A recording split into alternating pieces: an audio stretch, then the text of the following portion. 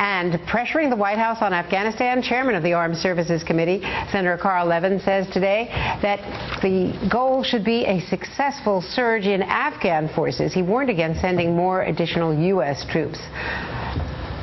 The best way to achieve that goal, in my judgment, is that we increase and accelerate dramatically our efforts to support the Afghan security forces in their efforts to become self-sufficient in delivering security to their own nation before we consider whether to increase U.S. combat forces above the levels already planned for the next few months. And Senator Levin now joins us live from Capitol Hill. Senator, thanks so much. I want to give you a chance to explain from your perspective, having just come back from Afghanistan and as the chairman of the Armed Services Committee, why you've reached this conclusion at a point where the White House is still trying to come to grips with what to do, what decision the president should make. The Afghan army is motivated. The Afghan people hate the Taliban.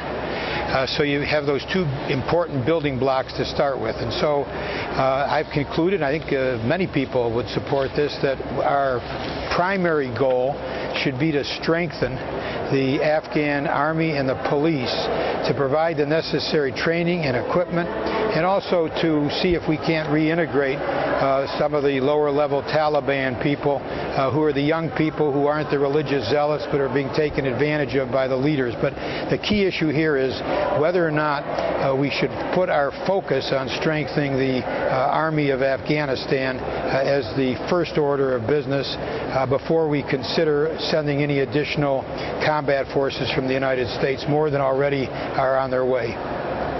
Now, at the same time, we've had reports from Dick Holbrooke when he was traveling there a couple of weekends ago that some of the southern commanders there in Afghanistan are calling for more troops. Does your recommendation come in conflict with some of the men on the field, or have they reassessed in the intervening weeks? Well, I'm not sure what the recommendation is going to be. We've heard that General McChrystal is going to be recommending additional combat forces, but we don't know. We had a long talk with him exploring the situation in Afghanistan, but we just don't know for sure what that recommendation is going to be. But I know what my recommendation is. I believe the best chance of success in Afghanistan, and we've got to enhance our chances of success, particularly remembering on this day what happened in Afghanistan when the Taliban took over and provided a safe haven for al-Qaeda. We've got to make sure that that does not happen again, and the best way to do that is for the Afghans to do what they want to do, which is to provide for their own security with their own forces. They want to do that, and we should help them do that before we consider sending additional forces and combat forces and increasing the size of our footprint, because al-Qaeda just loves to take propaganda benefit from American forces being present. Now, that's, of course, not to say that doing a training mission doesn't carry a great deal of risk for our troops in the field. Can that be done safely without increasing the U.S. footprint? Yeah, I think on the training mission, you don't have the combat forces which are going out and doing the actual combat.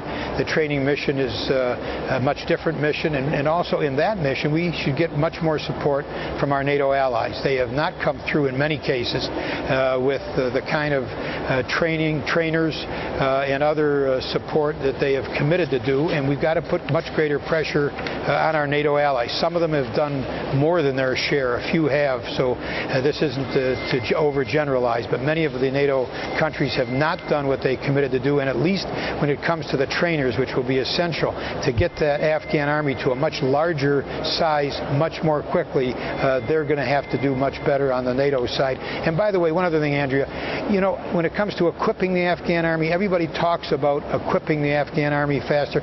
We've got 1.5 million pieces of equipment or some number like that coming back from Iraq. We do not have a major effort going on the way we should to move some of that equipment from Iraq to Afghanistan, to the army of Afghanistan, rather than bringing it back home. Senator, when you talk about the future in Afghanistan, you can't escape the reality that you've got a disputed election, widespread fraud, and really no credibility to the Karzai results, even if he is eventually validated. How do you train the Afghan army and have a credible fighting force when you don't have a political regime that is respected even within its own country? It obviously complicates it a great deal, and that's going to need to be sorted out, hopefully in a way which is acceptable to the Afghan people, either with a runoff election or something in some other way which satisfies the people and gives the credibility that the election should have. But it's a complicating factor, there's no doubt about it, but that complication exists regardless of what course of action we take. Bottom line, though, what you've suggested about NATO, and just this week, President Sarkozy and the other European leaders sent a letter to the UN saying that they want to have a meeting, a summit meeting, to talk about Afghanistan because there is declining support. We can see the pressure already in the UK on the Prime Minister. So there's a lot of political trouble in Europe about ramping up from the NATO side.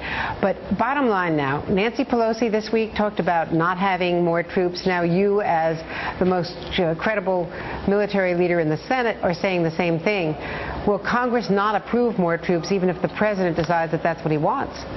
Well, we don't know what the Congress will do until we get a recommendation from the President and from General McChrystal. But I believe very strongly that when it comes to more combat troops, which are the people who are the most visible with the greatest footprint at the greatest risk in Afghanistan, that we should not at this time be committing to more combat forces until we have done what we need to do, and which I think most people believe we should do, which is to strengthen the Afghan army, both with getting them much larger and with better equipment.